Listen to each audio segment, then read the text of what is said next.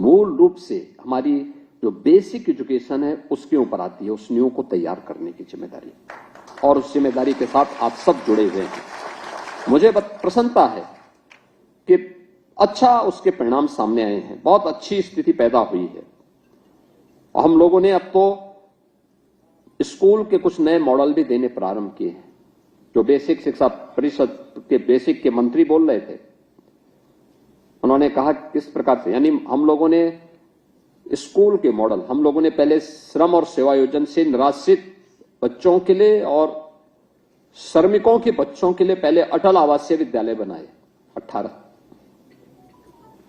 आप देखेंगे कभी वर्ल्ड क्लास इंफ्रास्ट्रक्चर से युक्त विद्यालय हैं, बहुत अच्छे विद्यालय बने हैं। 18,000 बच्चे वहां पर एक साथ अध्ययन कर सकते हैं उन 18 विद्यालयों में। उनके लॉजिंग फूडिंग के सारा खर्चा सरकार उठा रही है। अब हम लोगों ने, ये तो रेजिडेंशियल विद्यालय हैं, उसी तर्ज पर हम लोगों ने हर जनपद में 2-2 विद्यालय, लेकिन ये डे स्कूल होंगे। बच्चे अपने घर से आएंगे और स्कूल में उनको सारी सुविधाएं हम उपलब्ध करवाएंगे, और एक ही कैंपस में प्री प्राइमरी से लेकर के 12वीं तक की शिक्षा हम उन बच्चों को देने जा रहे हैं। वहां पे सभी प्रकार की फैकल्टी होगी, स्पोर्ट्स की भी होगी, हर प्रकार की एक्टिविटीज को वहां आगे बढ़ाने के लिए, स्किल डेवलपमेंट के कार्यक्रम के साथ भी उसको जोड़ने के लिए वहां पर सरकार कार्य करेगी। और इसके लिए मुख्यमंत्री कंपोजिट विद्यालय के रूप में हर जनपद में 2-2 विद्यालय गत वर्ष हमने स्वीकृत किए थे, इस वर्ष भी हम लोगों ने स्वीकृत किए हैं। कस्तूरबा गांधी विद्यालय के बारे में मंत्री जी कह रहे थे, कुल 746 थी, 8वीं तक चलती थी। हमने पहले चरण में उसको 12वीं तक किया। गरीब परिवारों की बेटियां, मैं भी देख रहा था सक्सेस स्टोरी में, कस्तूरबा गांधी में जिन बच्चियों ने पढ़ाई की है, वे बच्चियां आज जीवन के अलग अलग क्षेत्र में अपनी सेवाएं दे रहे हैं, और उनकी सक्सेस स्टोरी भी मैं देख रहा था अभी यहां पे।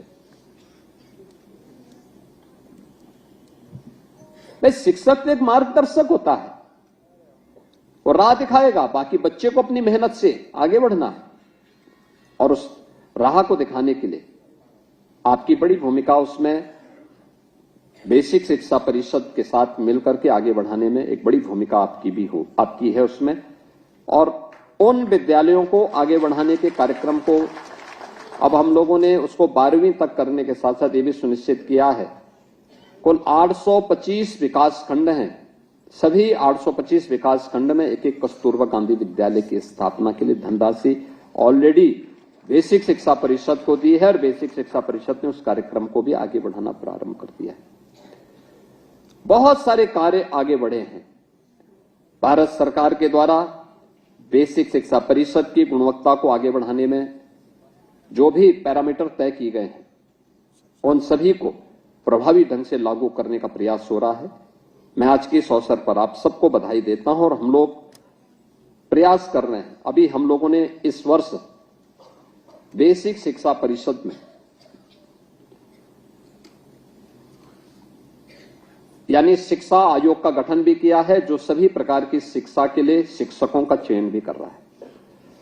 10,000 बेसिक शिक्षा परिषद में नए शिक्षकों को, जो नगरीय क्षेत्रों में जिनकी कमी पड़ रही थी, उनका रियाजन भेज चुके हैं। बहुत शीघ्र उसके लिए नियुक्ति की प्रक्रिया भी प्रारंभ होगी।